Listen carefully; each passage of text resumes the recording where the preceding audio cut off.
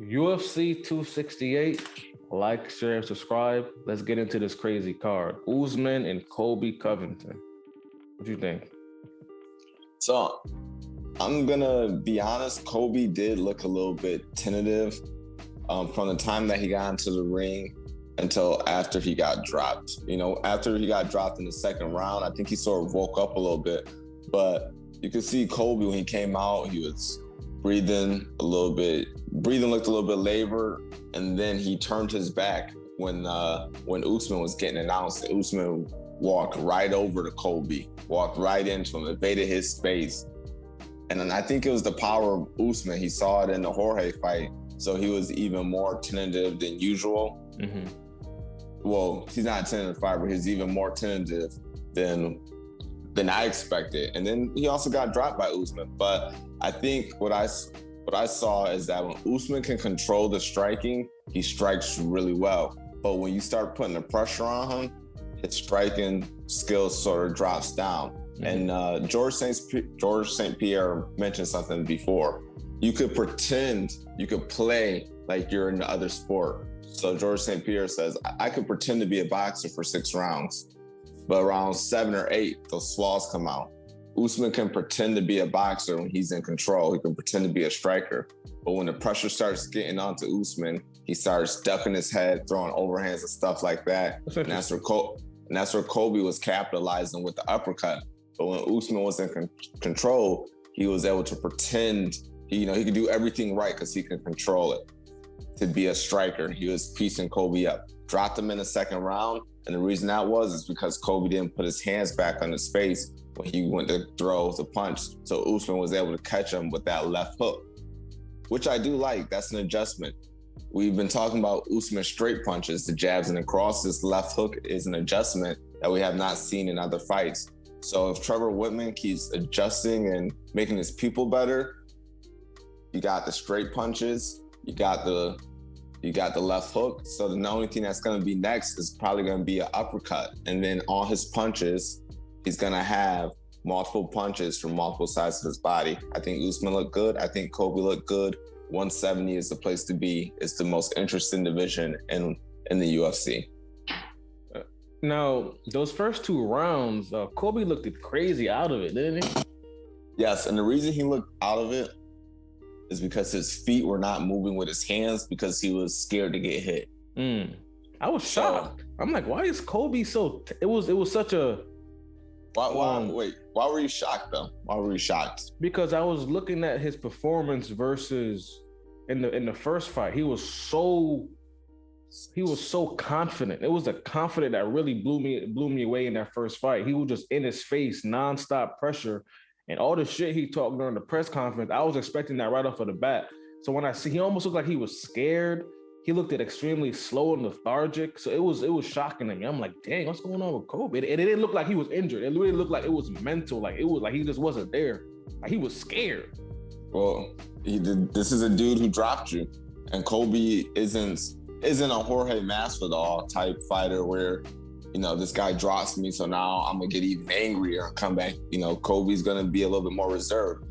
And the reason he looked a little bit slow is because, like I said, his feet weren't moving with his hands. And then when you throw without your feet moving with your hands, you're going to whiff on punches, come up short, put your body in all types of weird positions.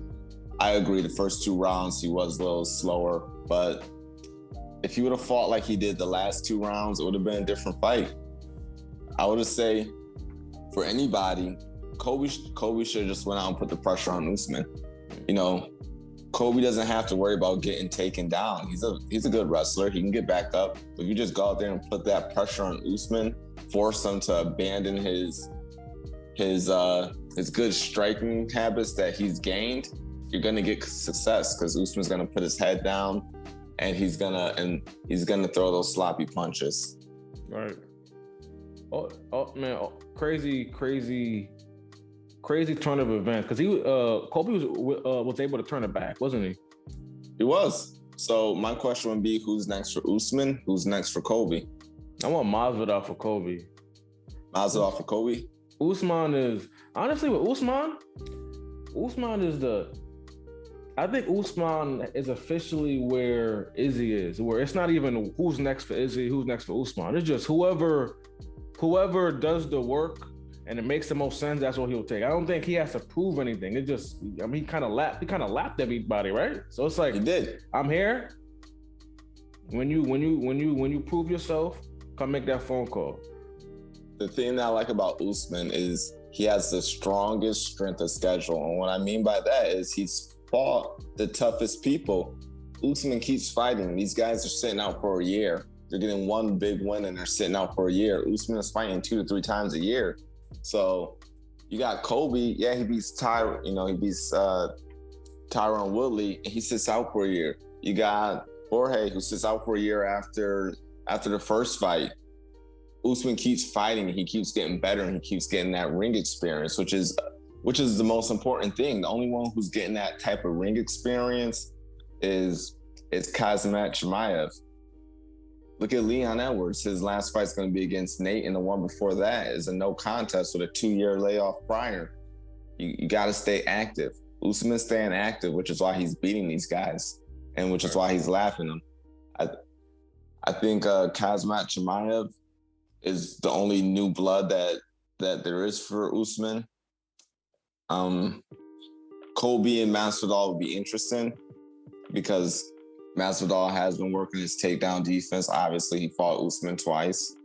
And I think on the feet, Jorge might have seen some things that could really play to his benefit because, like you said, Colby came out tentative. How about a Leon Edwards versus Usman part 2? They fought before Usman won. Would you want to see the rematch? I would want to. I don't know. I'm not sure how that fight would go, man. I'll be honest with you. I would love to see the rematch, but I don't know. I really don't have anything to. I know it should happen, but I don't know how it would go, bro. I think I would probably lean towards Usman. I'm gonna be real with you. I'm gonna say Usman. Usman probably 49, 46 on the scorecards. I think he would just dominate Leon. Leon has a long streak, but he has gaps where he has not fought for a while, and the level of competition just does not. When you pull up these records of people who've fought harder people, Usman's fought the hardest people. The only real difficult fight that Leon Edwards has had is Rafael dos Anjos. So how did Usman come on top of that first fight? What did he utilize? I didn't see that fight. If I can remember correctly, he used his wrestling. He's very grappling heavy. Damn. But like I said, Leon has fought good people, just not on the level that Usman's fought. Unfortunately, if Leon takes another fight, it's risky because you could lose your title shot and lose your streak. But if he does fight Usman, I just don't think he's ready, to be honest. And then you lose in the title fight and you have to build your way back up. So it's I would rather lose in a title fight and build my way up than lose to Chimaev. Yeah, but there's also other people who called him out. Gilbert Burns. Gilbert, you got your title shot. You got banged on. Wait, no, you don't get to fight me. Get out of here. Who else? Yeah. There's who was it at 170? Who showed up? Wonder Boy called him out in the past. There's somebody else. I'm forgetting his name. He just beat Tyron Woodley. Vicente Luque. Oh, Luque. Okay. They fought already, low key, right?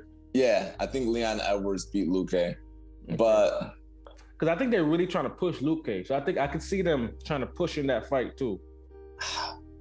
I'm not sure if they're trying to push Luque because he doesn't really have the 170 has a lot of personalities. Luque doesn't really have a personality, even though he does have quality wins. Maybe if he fights again real soon and gets another win, he could skip Leon. They want to skip Leon. I don't know what it is. They just want to skip him.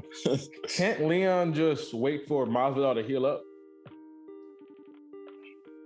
He could wait for Masvidal, or he could keep campaigning for the champ. Man, listen, man. Honestly, bro, Why can't the next fight just be Leon and Kamaru? That just should be the next fight, honestly. Just do it. Start talking shit. Start building that up. Why you gotta do all this extra shit? No, just make it Usman. Come on, man. Kobe be a shell of Tyron Woodley, waited a year, got Usman. But when Leon wanna wait a little bit, do what he gotta do, it's an issue. You feel what I'm saying? Just make the fight. Yeah. I mean, logically, it makes the most sense. I gotta fight Chimaev? No. They want to push Chimaev, which is honestly, I think Leon might even lose that Chimaev fight. Bro, if he takes that, that's a dangerous ass fight. Yeah, it's a dangerous because Chimaev. Because like you said, you see what Kamaru did to him and on the wrestling. Man, listen, that's a dangerous fight. You lose to him, it's over for you. And the thing is, it's logically, when you're in that top 5 ranking, why would you? Logically speaking, when you're in that top 5 ranking and you're on the win streak, why are you gonna let a guy who's not in the top 5 try to hop his way in?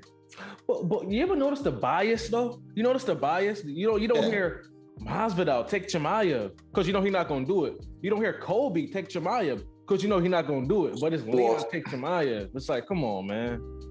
Does Leon take Chimaev because they were already scheduled to fight in the past? That's a fact. Right. So there's already bias. You're right. Masvidal gets called out by everybody because he's a money fight. It's Nate and Masvidal and Conor. Those are 3 money fights. So Leon was on the way to getting 2 money fights in a row, then a championship fight if he beat Masvidal. I don't know if I want to say this now, put it in a separate. You know what? Let's have a debate about because what do you think Leon should do? All right, we'll have a separate. Well, let's have a separate because I have some other points I want to make. But so Kobe and Masvidal, you rocking with that? I'm rocking with that. Okay. Anything else you want to say about this fight? No, it was a solid fight. It lived up to the expectation. The next fight was Rose and Zhang Weili. And you had a controversial take on this, didn't you? Yeah. So when we go back to the old ones, I think I had. Did you have Zhang Weili winning? I had So hold on. Wait. Before you even continue, I had Kamaru taking that. You had Kobe. Right? I had Kobe. Yeah. I had Kobe. All right. So let's just. So I'm one up. But guess what though? For this one, I had Weili. I had Weili taking this one. And I had Rose taking this one. But when I watched it, I felt like Rose kind of lost. I feel as though Zhang Weili did enough to win the first 3 rounds and edge her out. Mm-hmm. Just because you brought up something saying that Rose was composed, which is good. You can be composed but still be losing on the scorecards. So yes, sort of like when Max Holloway lost to Volkanovski. Yes, he was composed the first fight when he was getting leg kicked, and yes, they were not hurting, but that's still a point. Every leg kick is a point, and Zhang Weili was just tallying up points. Yeah. And I believe she rocked Rose in the second round. And she got a takedown in one of the rounds against Rose and sort of controlled the action on the ground. Obviously, rounds 4 and 5, Rose took her down, did her thing. 1 through 3, I had Zhang Weili. But for some reason, in these championship fights, I feel as though people weigh rounds 4 and 5 heavier.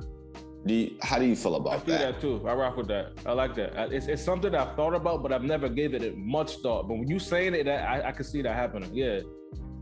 I ain't gonna hold you. Even I kind of feel that way a little bit. Like when it's that 4th, 5th round, and like the crowd is jumping up and down, I'm like, oh shoot. You know what I mean? It's like it's double or nothing or something. Yeah. Right. So if that's how we're scoring it, then yeah, Rose, because she dominated the championship rounds. Do championship rounds count a little bit more? On paper, they don't. In reality, I guess they do because John beat Reyes in the championship rounds and he had a swing round earlier on, but it was really John coming back in the 4th and 5th. So personally, if we're just keeping the judging traditional, I thought Zhang Weili edged her out. I believe Izzy even.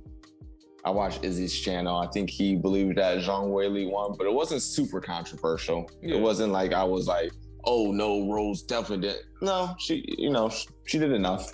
Rose is nice, man. Her stand-up is nice. And she's a very, what weight class is Shevchenko in? Shevchenko's at 125, but they're training partners. Oh, they are. Okay. But this was a Trevor Whitman card. Usman, student of Trevor Whitman. Rose, student of Trevor Whitman. And the next student, Justin Gaethje versus Michael Chandler. People are gonna get mad. I did not like this fight. Why not? I thought Justin Gaethje fought technical in rounds 2 and 3, and he did better. And I listened to Justin Gaethje in a couple conferences that he had after the fight, and he agreed that Michael Chandler fought not the best fight that you could fight. Mm-hmm. And what Justin Gaethje said is every time he hit Chandler, he was there to be hit like a brick wall. Where even when he banged on Tony Ferguson and was hitting Tony Ferguson was rolling with the shots. Mm-hmm. So basically, Michael Chandler just went in there, took a bunch of damage for no reason. This is one thing that I don't understand. You know you're fighting Justin Gaethje. You know Justin Gaethje's style. He's gonna come in there to box and leg kick you. Is that correct? Mm-hmm. How come no one ever comes in to check? Mm. They just don't check any of the kicks. Right. They just sit there. They take all the kicks. Michael Johnson ate all the kicks. Eddie Alvarez ate a bunch of kicks. Michael Chandler ate a bunch of kicks. I think Dustin is maybe the only one who checks some kicks. Yeah. And another thing is Justin Gaethje, when he fought Eddie Alvarez, everyone always tries to go for the head on Justin Gaethje. The kid is tough. He has a bunch of willpower. He's gonna keep fighting.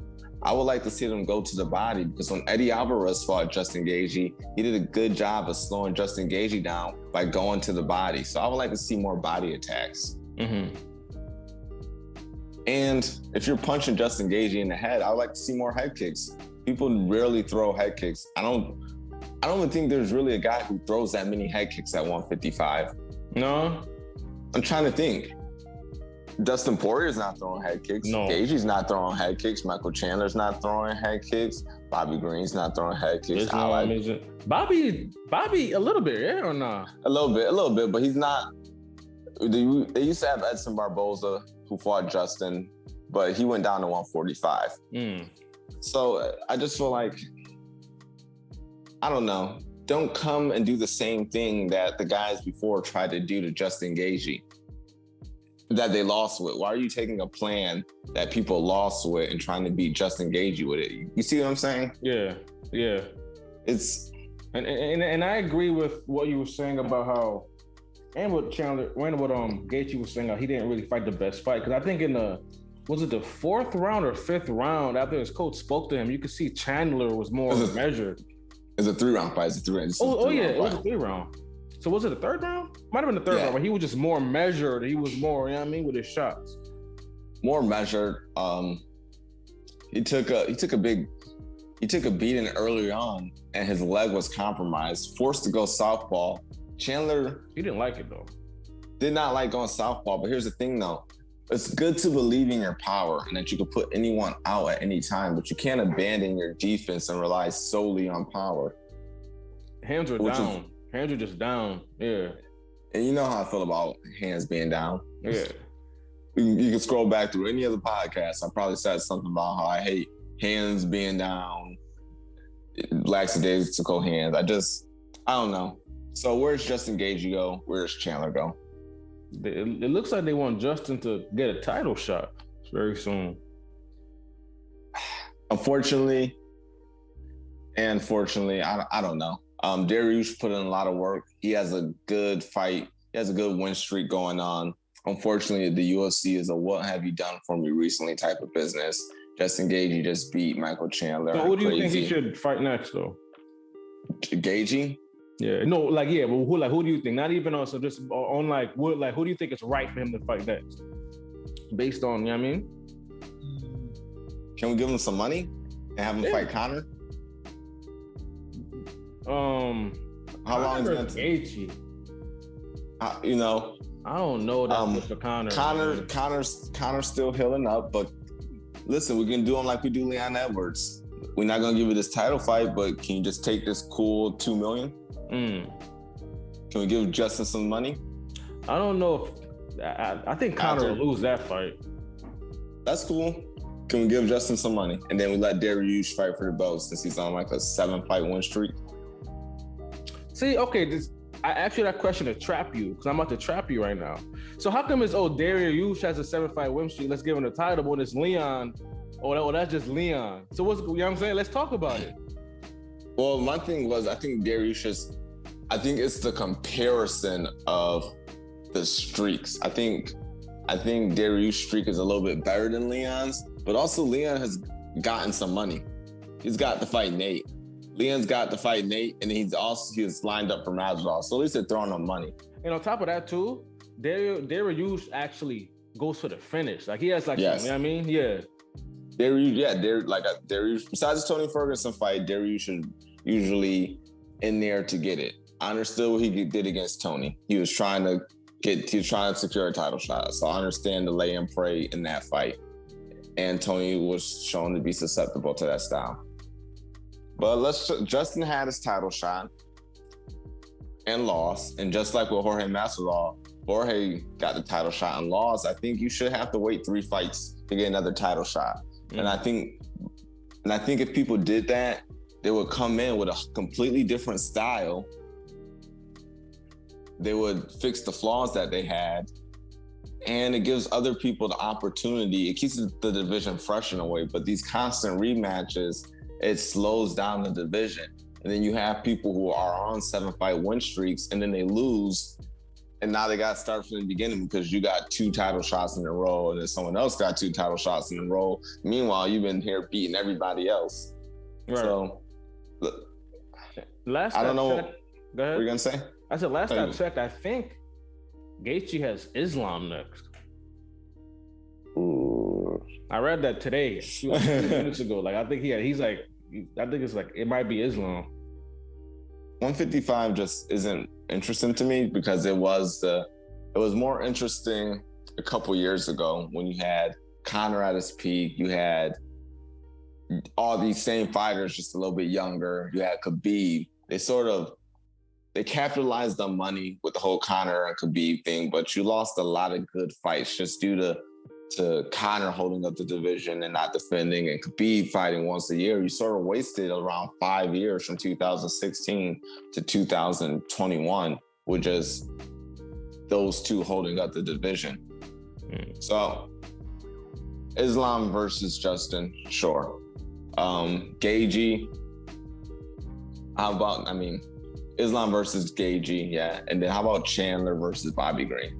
That'd be interesting because I don't know where Chandler goes from here. His stock didn't go up, it didn't drop, but I don't really know. He's 1-2 in the UFC with a win over Dan Hooker. Yeah. Oh, Bobby Green, holy shit, that'd be a fire fight. So let's just hop right into that Bobby Green fight. What do you think about it? I think Bobby Green was smooth.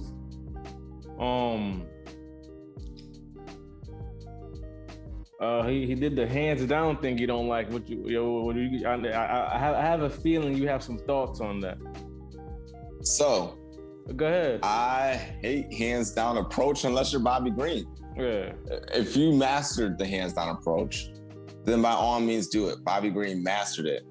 And from a technical standpoint, Al Iaquinta did a lot of things that I would not have liked him to do.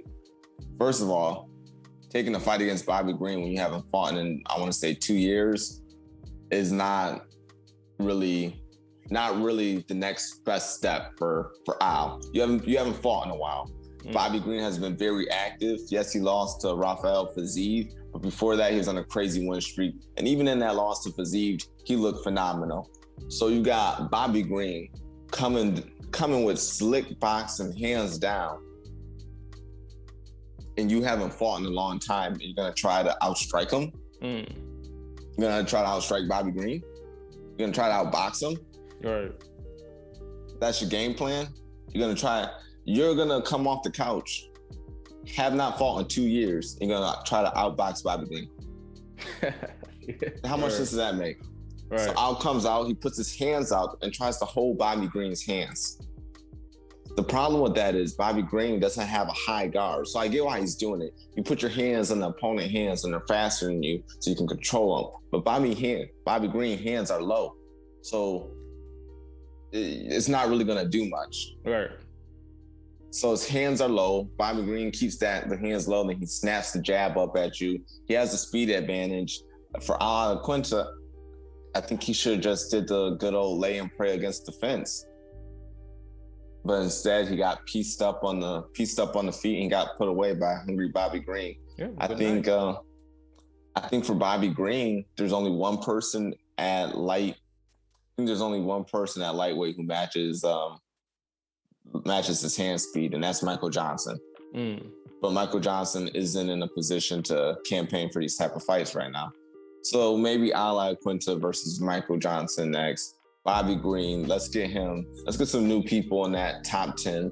Yeah. Let's get Bobby Green in there. Let's put Bobby Green against Dan Hooker. Let's put Bobby Green against Chandler. Let's stop having these boring fights. Bobby Green's all action. We want to see Bobby Green. He has a fun style. Let's get this man some fights, some good fights. How do you feel about that? I agree. Mix it up a little bit, add some variety. And I feel like there could be some interesting matchups that could take place with that. Yes, because 155 has went from being at the top to being below 170, because like we were talking about yesterday, 170 has all the bad guys. Like Chael Sonnen said, nothing's more marketable than a bad guy versus a bad guy. Right. 135 has all these technical matchups. You got Rob Font, you got Aldo, etc. 145, you still got interesting matchups, but 155 is stagnant. So let's mix it up. I'm sick of these stagnant rankings. Bobby Green's a dog. Get that man some good fights. Word. That's a fact. So we got Shane Burgos versus Quarantillo. Yeah, Billy Q. So I'm gonna start off by saying Shane Burgos is a big 145er. Huge. Do you think he should move up? On some Paulo Costa, if the weight cut is taken away from the technique, maybe. Well, the thing is, I don't think weight cutting is weight cutting an issue for him. I don't think so. I think he's made weight every time. I don't think he's missed once. I think honestly, when I see him fight, I'm like, dang, like there's a part in my mind, I'm like, you way too big, you kind of violating. but from a just a real perspective, I think he should stay. Yeah. I mean, like even when Quarantillo, he made the cut. Q had him, he couldn't control him. He was just too big. I mean, if you can make the weight, hey, stay. Yeah. You can see a power difference. Like it was a power difference, bro. Billy Q came out good. Billy Q came out great. Billy Q came out good. Billy Q came out good. On some this fight went under the table just because I think Chandler and Gagey was put there first. But on the low, this fight was a banger for a 3-round fight. For a 3-round firefight. They set the record for most featherweight strikes attempted or landed. Yeah. For 3 rounds. Max obviously he holds all the other ones for 5-round fights. But that's, in the other night, that's a great performance. In the other night, if you didn't just watch Gagey and Chandler go at it, you would be like, dang, this Billy Q and Shane Burgos fight is crazy. It was nasty, yeah. It was a good fight. Billy Q came out hard with the boxing. Shane Burgos did what he did best, which was throw his leg kicks. He threw those leg kicks just like Justin Gagey does. Had Billy Q not able to really put any real pressure on those legs and use his boxing. I think it was a solid fight for Shane Burgos. I like the step down in competition because Shane Burgos has only fought in dogs. When you look at his roster, Edson Barboza, dog. Calvin Cater's a dog. Emmett's a dog. Billy Q is a dog. Don't get me wrong. Billy Q is a phenomenal fighter. But just those guys are more elite. They've already cemented themselves as to where they are in the UFC. Billy Q is an up and comer like Shane Burgos, and I think Shane Burgos needs to fight more up and comers instead of getting fed to the wolves, if that makes sense. That makes sense. Where did it go from here? I think Billy Q should fight another up and comer. He didn't have a bad performance. He showed a lot of skill, showed a lot of improvement. Shane Burgos at 145, you can give him like a Dan Ige. Okay. Yeah, I think that's a fair fight. Yeah, somebody who has a name, but isn't too high up and cemented in the UFC to where Shane Burgos is coming in as a heavy underdog. Just because he's still young, and if this is the one thing that I really don't like about they protect certain fighters, and then other fighters they just throw to the wolves. So they sort of threw Shane Burgos to the wolves right out the gate. So let him build himself up. This is your young talent. Why would you not want to build him up? You know what I'm saying? Yeah. All right, Edgar versus Vera. Frankie Edgar's one of my favorite fighters. What do you think about this fight? So first of all, the weight difference was extremely apparent. Extremely apparent. So Edgar was landing those crisp, fast shots, but it was almost just pitter patter on Edgar. I mean, you could see on Vera. Pardon me, on Vera. Yo, honestly, I think, bro, because when I was looking at his frame, he still wasn't like cut. I really think Edgar would do good to drop a weight class. I think he could. I love watching him fight. Hold on a second. That dude is nasty with the ground and pound. Oh, that's what I'm talking about. When you control someone on the floor, that's what you should do. Vicious, just nasty. That's what I want to see. But anyways, I think he should really drop a weight class, bro. I think he should. See, the problem with that is Edgar's 40. So it's going to be hard. Edgar's 40, and think about it. He was, at that size, he was the lightweight champion. Frankie Edgar was the lightweight champion. He used to fight at 155, and he said all he did was miss breakfast, and he would walk on the scale. He would have been the featherweight champion if there was not a guy named Jose Aldo. He only had to cut 8 pounds to make featherweight. So now he's cutting, I want to say 18 pounds to make 135, and he's still undersized in this new UFC. Yeah. Marlon Vera looked huge. Frankie Edgar is doing well. But then there's something I want to address. Frankie Edgar being one of my favorite fighters, caught with a front kick up the middle, caught with a flying knee up the middle, elbow against Ortega up the middle. I think when he got caught by Chan Jung Sung, Korean Zombie, if I remember correctly, it was a TKO. But I want to say Chan Jung Sung threw a cross that was up the middle. So flying knee up the middle, snap kick up the middle, elbow that the Ortega elbow that he landed, which came this way, but it's a short attack, so it's not like it looped. Yeah, I believe it is. So it's still up the middle, and I think the cross that Korean Zombie dropped him with before he finished with TKO is up the middle. So from a defensive standpoint, that's something that Frankie has to make an adjustment with. He's not getting caught with looping punches up the side. He's getting caught with stuff up the middle. And the reason being is because he stands a little bit more square. So it's okay to have your feet square to move side to side, because Frankie moves side to side really well. But the up top can't be square, and you got to keep that head movement. Right. Got to keep that head movement. And I think, honestly, at 40, what left does he have to prove? He's one of my favorite fighters because for the simple fact that he's never been afraid to fight bigger guys. But at 40, what more do you have to prove?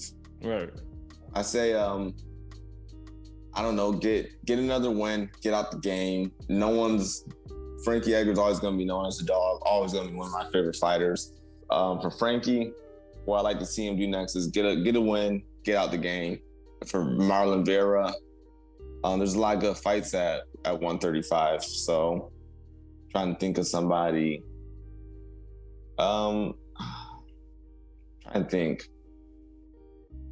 Who would I like to see Marlon Vera fight next? There's always the Sugar fight. You can run that back. That's always going to be there. On that, yeah. You can always run that back. Maybe the winner of the Dominic Cruz fight. Marlon Vera versus the winner of Dominic Cruz's next fight. I don't think Dominic will take that fight, though. He's very selective with the fights he takes. He is very selective. But he's protecting his brand. Yeah, he's protecting his brand. But we'll see. We'll see. I would want to see Sugar. That's the one I want to see. I just want to see Sugar fight. He's fighting on UFC 269. But who's he fighting, though? I can't. Nah, I'm joking. He's fighting. I can't remember who's fighting. So before I just say that, let me just Google it real quick. UFC 269. I think the last time I heard it, I think it's against someone that's actually semi-decent, not too bad. UFC 269.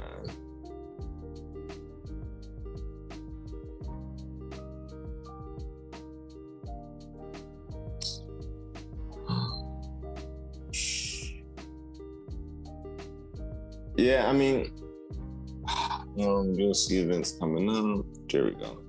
So UFC 269, you're gonna have Sean O'Malley versus Raulian Paiva.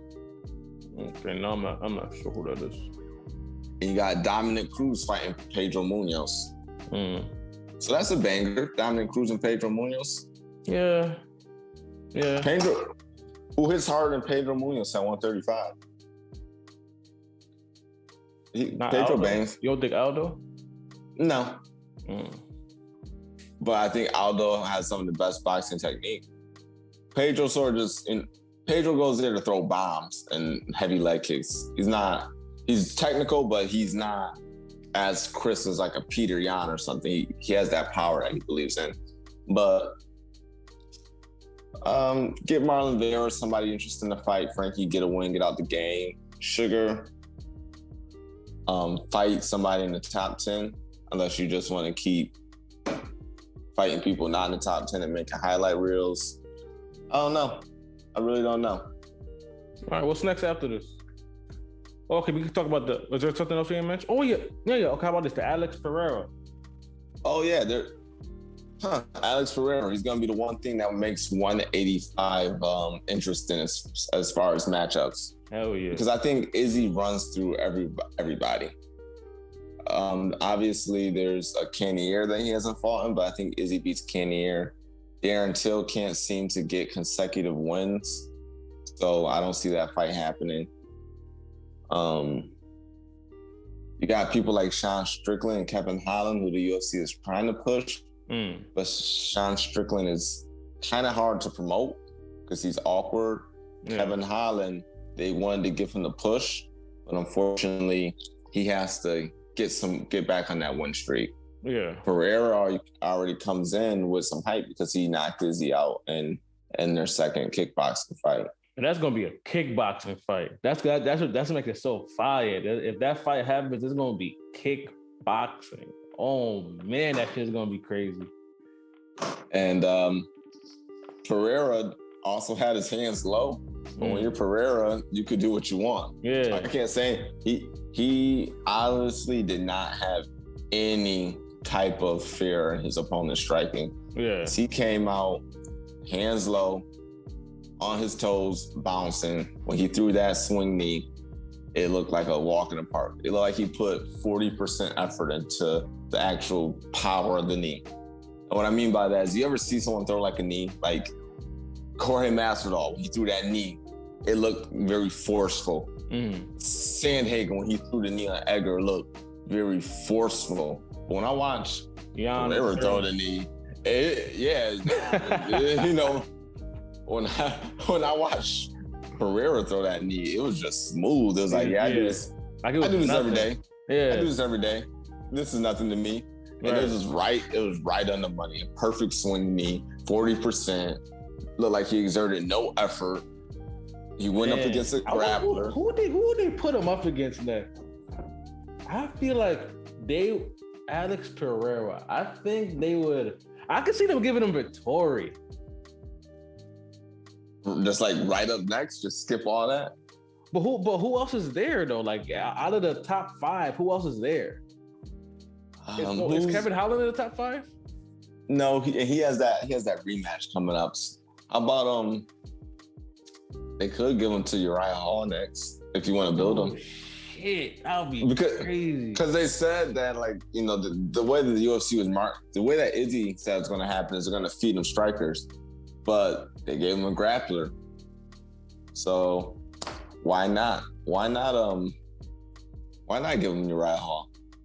Uriah, yeah, or maybe Weidman on this comeback. Weidman. See, Weidman thinks he could beat Izzy because he thinks Izzy and Silva fight the same. Izzy and Silva do not fight the same. And honestly, Weidman should just chill out for a little bit. I don't want to see him against Pereira because he will get finished. And Weidman's taking a couple bad finishes. You know, finish against Gregor Mousasi, finish against Luke Rockhold, finish against Yoel Romero. Leg snapped against Uriah Hall, unfortunately. If you put Weidman against Pereira when Weidman hills up, that's a bad fight for Weidman. Strickland Pereira. I can see that happening.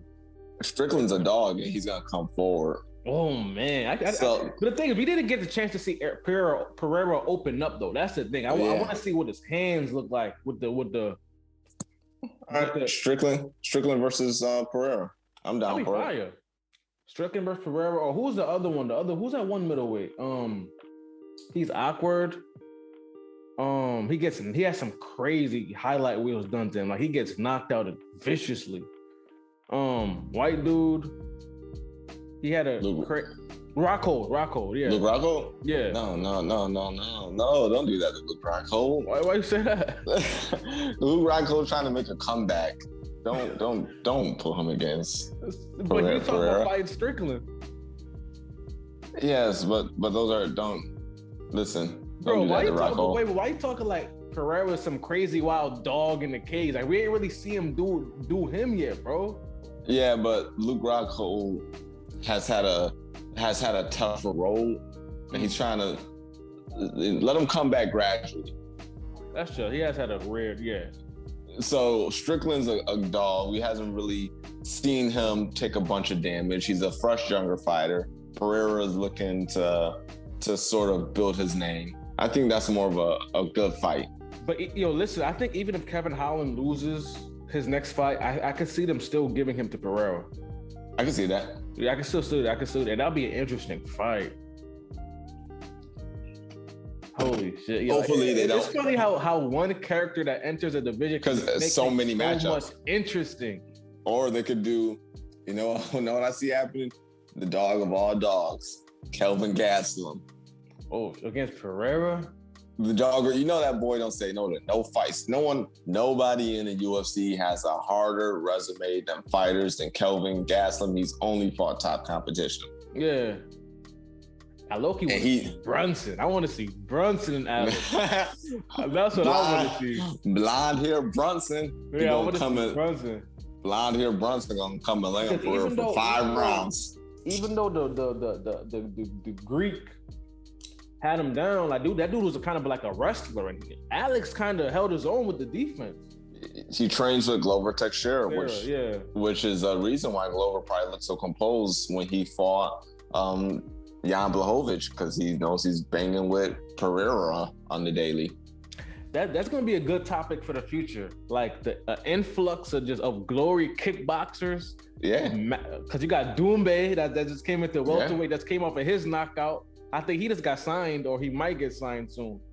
So it's interesting to see these master kickboxers come into play. But you got these freaking Russian wrestlers, you know what I mean? So it kind of offsets it. So it's interesting because Doumbé's coming into welterweight. Oh man, it's about to get interesting, bro. Doumbé is my favorite kickboxer, bro. Because the time is just so different.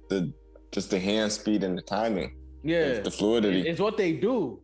It's like MMA is like you play kick. Actually, I can't say that then because I think to do MMA, well, no, I think MMA as a whole, you could say. No, I don't want to say that. I was gonna say MMA is kind of play kickboxing, but I can't say that. I can't say that. No. You got MMA people, huh? MMA is the most well-rounded of fighters, but when you stick a specialist in, Yeah. they sort of dominate that one field so badly that it makes for highlights. Yeah. Like if you could dominate, you could focus on being well-rounded, or you could just focus on dominating one aspect of fighting so much that is so unfair to everyone else. Yeah. Like when Wonder Boy first came out and he was side kicking and karate kicking and spinning heel kicking everybody. He was dominating the stand-up so much and people didn't really know how to attack him. And I think with these new kickboxers coming in with the level of skill that they're going to bring in, you're going to see similar things happen where people just really don't know how to enter on them with the hands. Yeah. All right. Anything else? What you just say, bro? It's gonna be interesting. Yeah. I can't wait to see what happens there to Alex Pereira. That is gonna be if that fight with Izzy happens.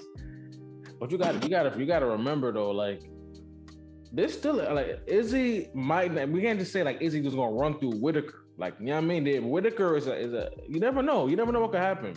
These dudes aren't invincible.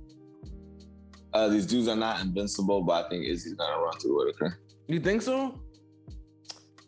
Yes, but I'm happy Pereira's in the division because what you would have had is the worst thing that you could ever have, which is a certified number 1 fighter and a certified number 2 fighter. Because to get to number 1, you're gonna have to get through number 2. And if you can't get through number 2, you ain't gonna get to number 1. So you would have just had a standstill at 185. You would have had Robert Whitaker beating down everybody, and you would have had Izzy beating down Robert Whitaker. Yeah. So I'm happy that maybe that Pereira's comes in and mixes up this division because I don't see Costa beating Whitaker. I don't see Vettori really beating Whitaker. Maybe. Yeah, so I'm happy. We got some new faces. I think fresh blood's always good. Yeah, middleweight just got interested, didn't it? Yeah, look, because it's starting to get stagnant. It was. Hell yeah. It's getting interesting. And it got some interesting characters, too. So we'll see what happens, bro. Anything else on 268? Nah, all in all, good card. Great card. All right, I agree. Listen, like, share, and subscribe. If you disagree, please let us know. If you have other topics of discussion you would like for us to do, just let us know. And we got y'all. Anything else you want to say, Malik? Nah, you heard demands. Like, share, subscribe. If you like it, let us know. If you want some topics, let us know. We'll talk about it. There you go. Peace.